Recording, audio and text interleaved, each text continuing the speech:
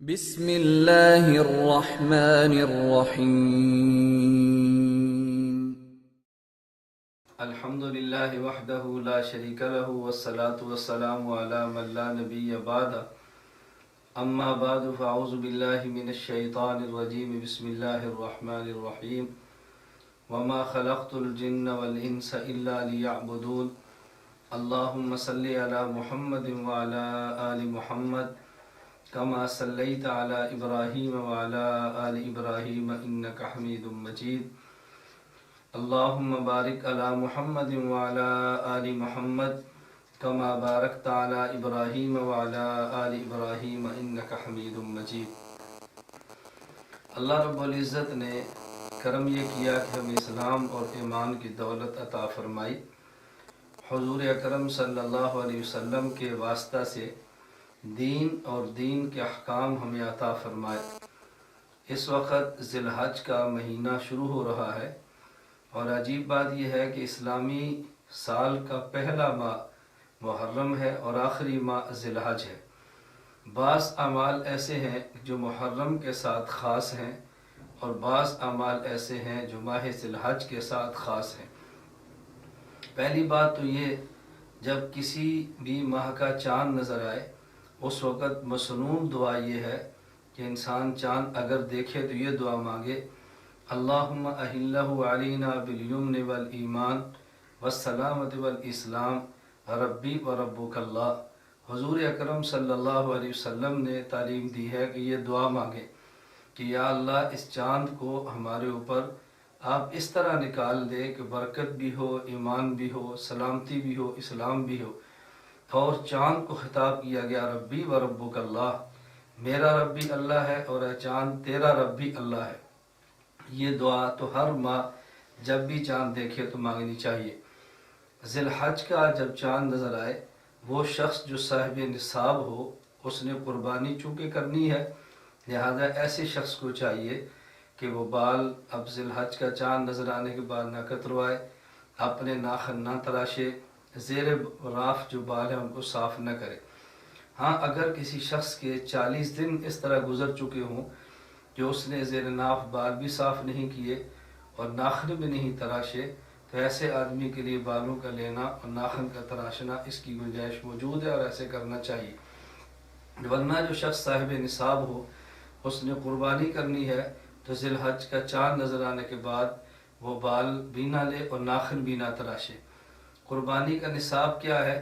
ہمارے ہاں جو پاکستان میں روپیہ اور سکہ رائج ہے اس کے حساب سے اگر اس سال کوئی شخص 35,000 روپے کا مالک ہو اور وہ 35,000 روپیہ اس کی ضروریات اصلیہ سے زائد ہو اور اس کے ذمہ قرض بھی نہ ہو، ایسے شخص کے لیے قربانی کرنا واجب ہے۔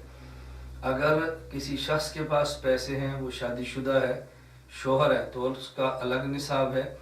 اگر خاتون شادی شدہ ہے تو مستقل اس کا نصاب ہے۔ ایسا ہرگز نہیں کہ شوہر کی ایک ہی قربانی خامد اور بیوی دونوں کی طرف سے ہو، بلکہ اگر دونوں صاحب نصاب ہیں تو دونوں کو الگ الگ قربانی کرنی چاہیے۔ اسی طرح اگر بچی یا بچہ وہ بالغ ہے اور صاحب نصاب ہے، اس کو مستقل الگ قربانی دینی چاہیے۔ یہ تو قربانی کے متعلقہ چیزیں ہیں۔ اگر اللہ توفیق عطا فرمائے تو حضور اکرم صلی اللہ علیہ وسلم کی ذات کی طرف سے بھی قربانی دینی چاہیے۔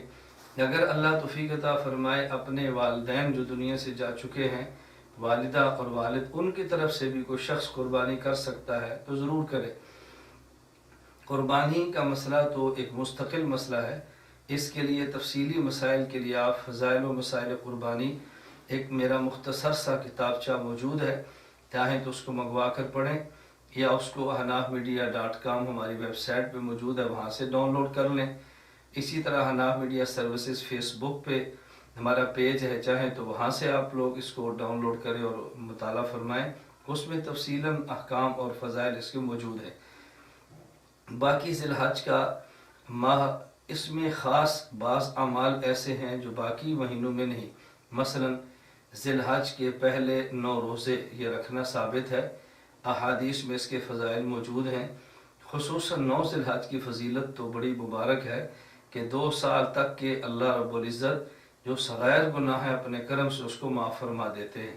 تو ہم اس میں پہلے 9 روزوں کا اہتمام بھی کرنا چاہیے، جو شخص روزے رکھ سکے اس کو رکھنے چاہیے۔ اور 10 ذی الحج، 9 ذی الحج سے لے کر 13 ذی الحج تک یہ 5 ایام تشریق ہے۔